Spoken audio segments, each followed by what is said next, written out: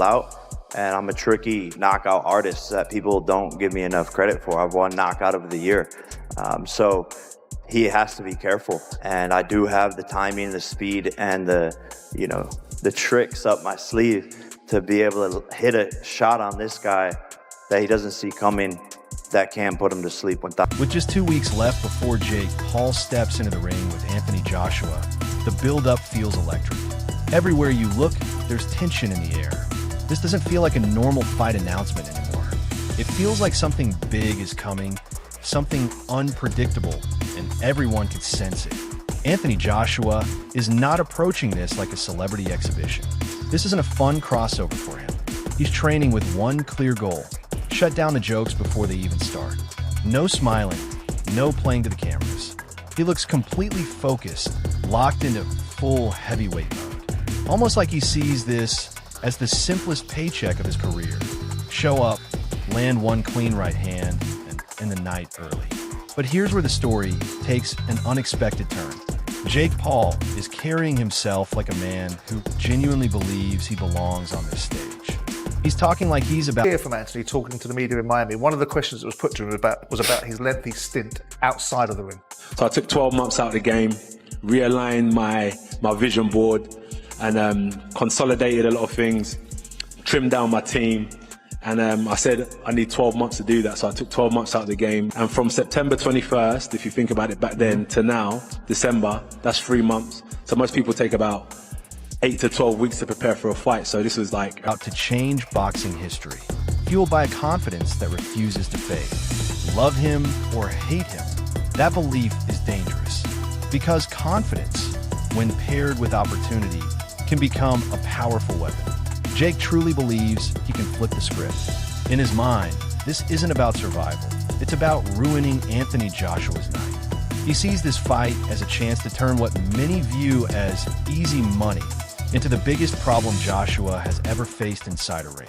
As excitement around Jake Paul versus Anthony Joshua continues to grow, Amir Khan steps in with a much more serious message. He warns that this fight goes beyond entertainment. In his view, this is a real risk. Khan suggests that Jake's team, especially his promoter Nikisa, may be pushing him toward danger rather than protecting his future. Jake Paul, because he wants him dead, I think. That's what it comes down to. Me and JB had a meeting with Nikisa and he was giving big ones, which I did not understand. He's not really like, come on. But like, he really wants to see his own friend that he calls my childhood friend hurt. That is wrong, bro. Like, you know what I mean? He's chasing the money. So he's just gone straight to the money and put my man in the firing line against a heavyweight champion who can hurt him and literally cause him problems in the future. Khan feels it's less about competition and more about chasing a massive payday. He reminds everyone that Anthony Joshua is a heavyweight who delivers lasting damage. Unlike experienced professionals who've spent years toughening their bodies for this sport, Jake comes from a very different background. Khan stresses that boxing demands respect, and one clean shot from Joshua, the kind that knocked out Nanu, could end more than just Jake's boxing plans. While Amir Khan admits that some YouTubers, like Slim, have shown real ability, he believes this matchup goes too far. One mistake at this level could lead to serious consequences, not just for the fighters, but for boxing itself. His message is simple. Crossover hype should never blind people to reality. Boxing isn't about views or viral moments. One wrong punch can change everything. Building on that cautious tone, the TalkSport discussion looks at the fight from a... Do up and stomp all over you, give you any cause for concern about the sport? He's a YouTuber, isn't he? So like, they want them views. His life's been about views. And taking this fight with Joshua is views for him. So even if he loses in first round, he can always say I've been in with Joshua. Yeah. So he's at a win-win. It's Anthony Joshua what's under pressure. He's got more analytical angle. Liam Smith acknowledges the excitement of Jake Paul versus Anthony Joshua, especially for AJ fans. After years of battling elite competition, this matchup appears, on paper, to be a straightforward and financially rewarding outing for Joshua. The panel points out that Joshua has confirmed a fighting weight of 245 pounds, a range where he's looked most athletic and effective. They also note that he's removed major distractions by changing trainers and moving his camp away from London. While Jake Paul is respected for his promotional success and his role in boosting women's boxing, analysts agree the skill gap remains massive.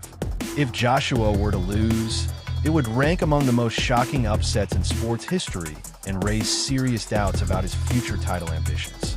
With Jake Paul and his money and his ability to make things happen, it's very, very possible.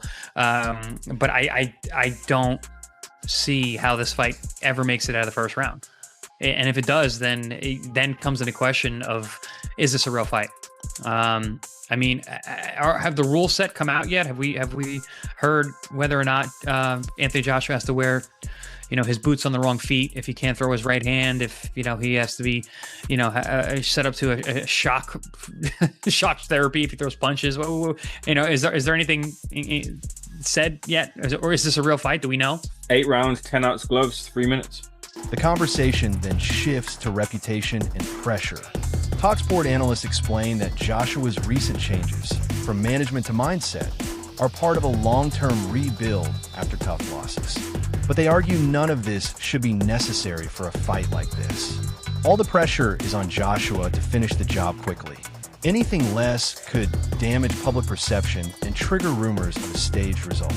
Meanwhile, Jake Paul's statement about being ready to die in the ring is seen as hype, but also a reminder that heavyweight boxing is no place for newcomers. Continuing that theme, former world champion Chris Algieri shares his honest view. Even after watching the Miami press conference, he struggles to accept Joshua versus Jake Paul as a truly legitimate contest. In his eyes, it's a seasoned heavyweight champion facing a novice whose strengths lie more in business and influence than elite boxing skill.